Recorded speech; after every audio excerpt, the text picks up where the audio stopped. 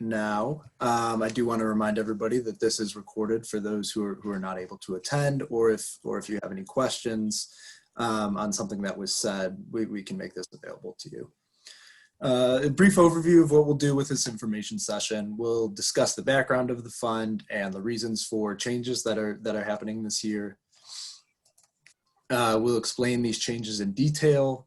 We'll explain what the committee will be looking for in your applications. We'll give time for members of the executive committee to chime in, and it looks like Rahman Khan just joined us, who's also from Charter and on the executive committee, and then we'll open up the rest of the time to questions. So I guess we'll just jump right in right now. Some background for the Neighborhood Technology Fund.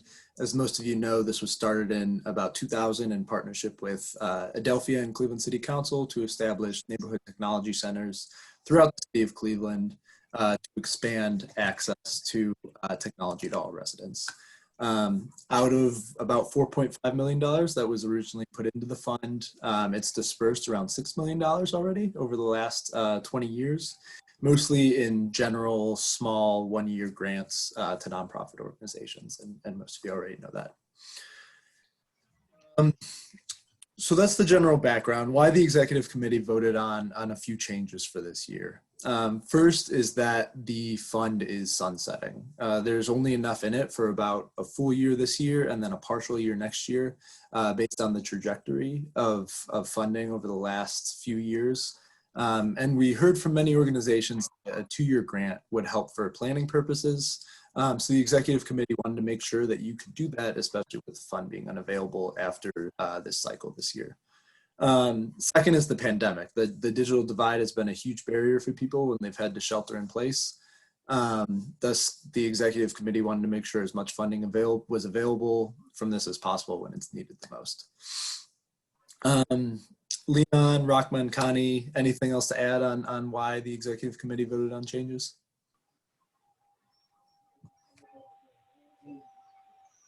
No, I think you got it. Yep. Great. Yep, all good. Yep. No, thanks, Kurt. All right, thank you. So now we'll go into the details about what these changes actually are. Again, as I said in the past, this was all 1-year grants with a cap of about $20,000 organizations could request. But now it'll be a 2-year grant this year. And this is aiming to give organizations time to implement a strategy for continuing operation after this fund sunsets, especially because the fund will not be available. It's also just to give peace of mind that funding is secured over the next, beyond this year. So just to be clear, there will not be an application cycle next fall. It'll be for only this fall. There will also be a larger amount available to request. As you may have seen in the RFP that was sent out, there will be a $75,000 cap for over the next 2 years. Again, hoping to give a big enough runway after this fund expires for the nonprofits who are awarded. However, organizations might not be awarded the full amount requested. It'll just depend on the quality of all the applications we receive and how the application fits into the overall ecosystem of the fund. That being said, this will be more competitive this year. Grants will only be given to centers that demonstrate well thought out strategies, displaying a sustained commitment to digital equity in the city of Cleveland beyond these next 2 years. And there will be an emphasis on digital skills training. And this is broad. It could be basic skills like email, technical workforce skills, language and literacy skills, or even like telehealth platforms. There won't be a match requirement in 2020. In the past, there was the 50% match, but the executive committee again decided not to implement that match because of potential budget issues resulting from the pandemic. And because the amount available to request is increasing so much, we wanted to make sure if you have a great plan, but don't I got it. That you'll still be able to request from this fund. And finally, there will be a shorter application. You may have already seen the RFP. In the past, it was 25 to 30 questions. Now it's 18 questions asking the most pertinent information.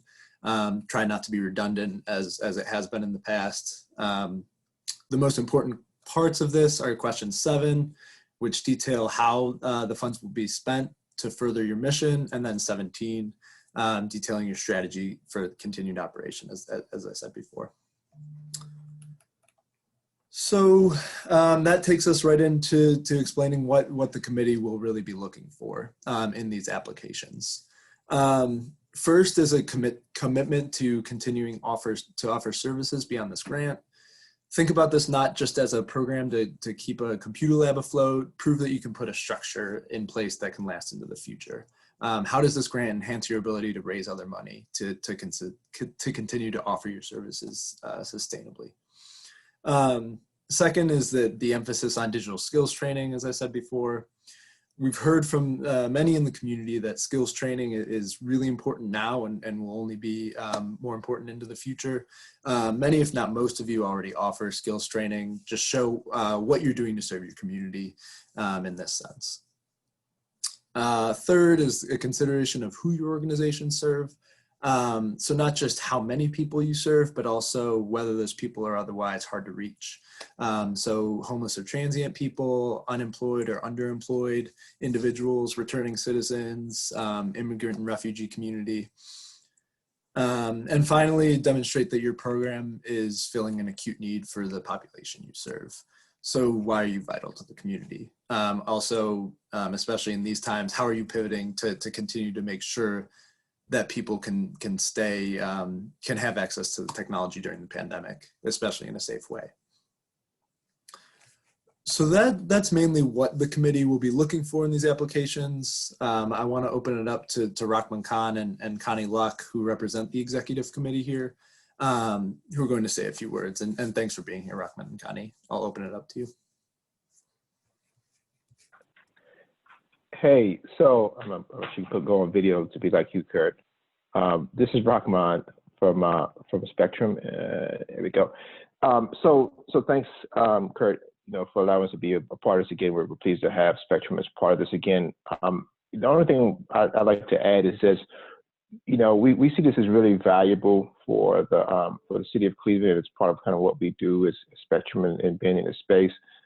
We do want to engage with you all, with the organizations that eventually receive support from the funding this year.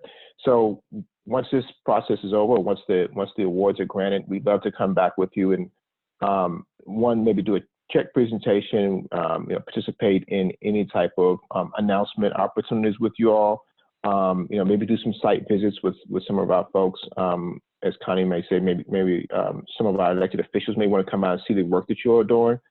We'd like to share it internally with our folks too, and some of our other partners. So just want to participate in the celebration and the recognition, because it's also a learning experience for us to see what you all are doing out there in local communities. We do a national program that's somewhat similar to this, but I think this one is really targeted and really can help us learn some things that can carry on. So again, just wanting to be a part of the process, keeping up the engagement, getting an opportunity for us to participate in that work after the funding is done. So good luck to everybody, and looking forward to connecting with you as well.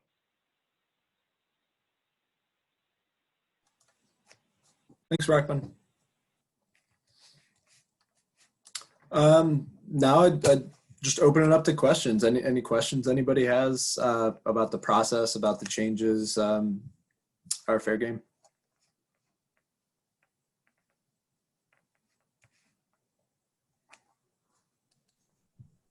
I have a question.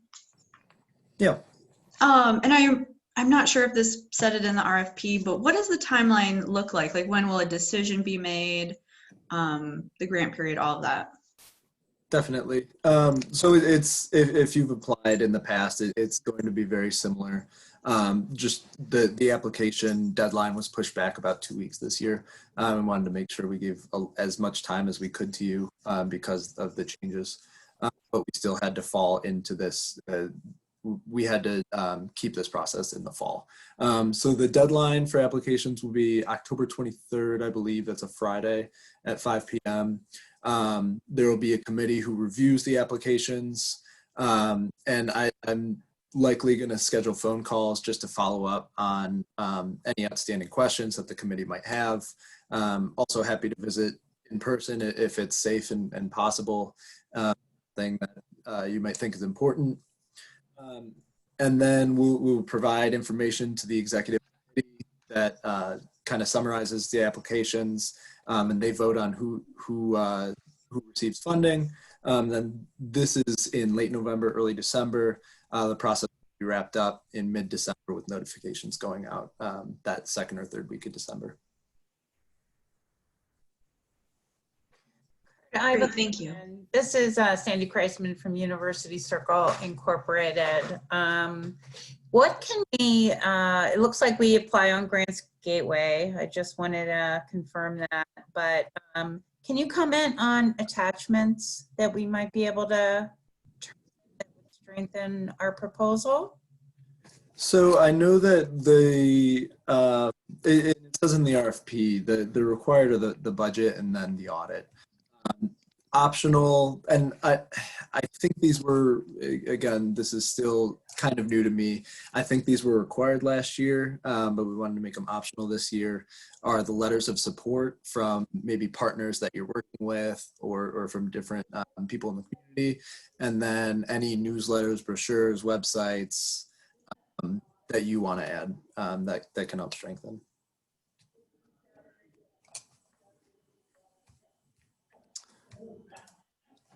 Looks like Angelica's asking, are metrics required for the report? For the application, are you asking?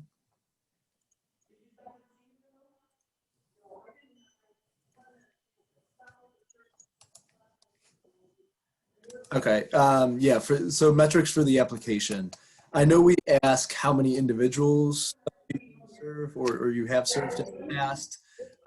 And then how you plan to evaluate your program, but not, I'm not sure if you have any metrics in mind. I don't think we have anything else about numbers.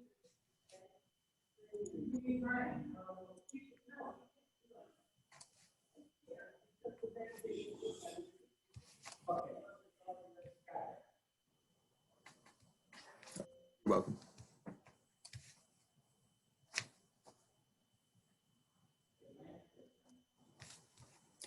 Other questions?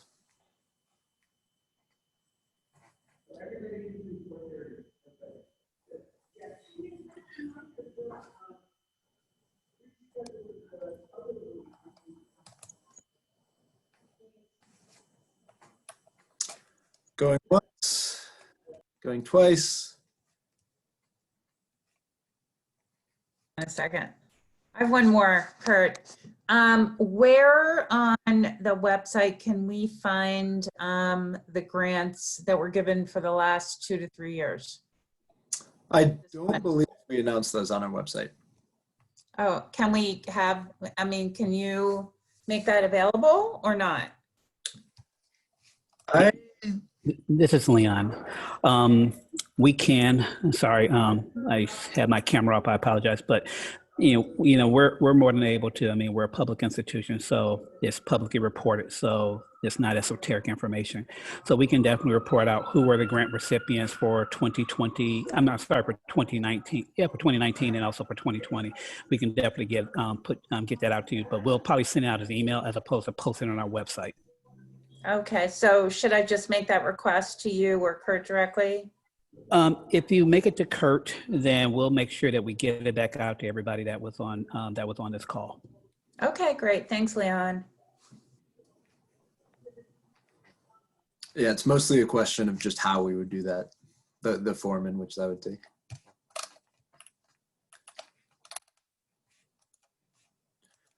Okay, if that's everybody's questions, I do want to reiterate something that was in the email that was sent out, that Bill Callahan from NDIA and Connect Your Community, many of you may know him.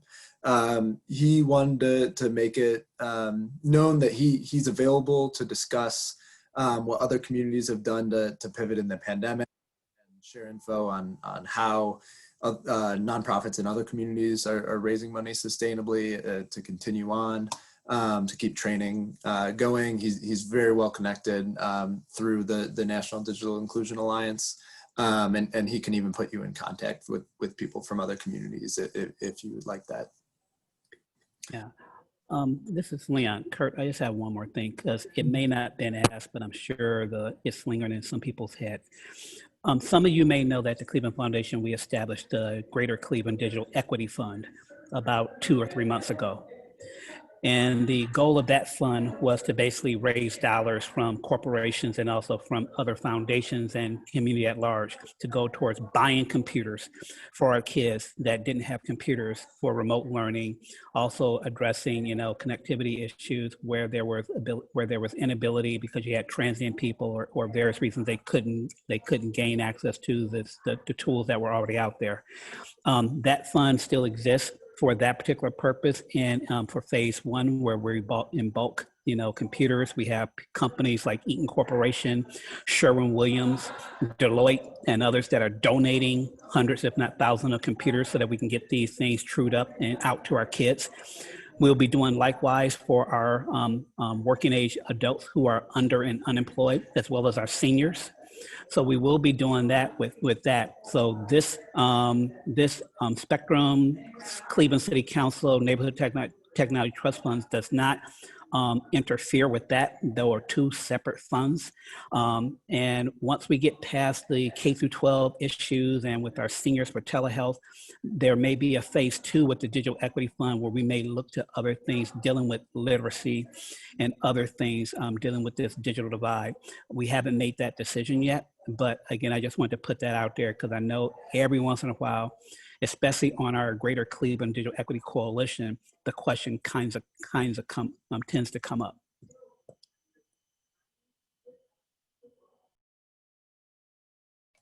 Thanks, Leon. And thanks, Dan, for your words in the chat. I do want to remind everybody also that anytime you have a question, anytime you have a comment, feel free to email me. If you need my email, let me know, or call me. The phone number is in the signature in my email, and I'll always be willing to chat and answer any questions. But if nobody has any more questions, I think we can wrap this up. I really appreciate everybody taking the time out of your day to join, and I really look forward to seeing all of your applications.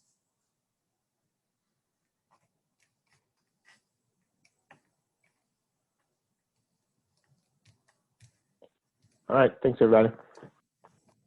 Have a great rest. Thank you. Thank you.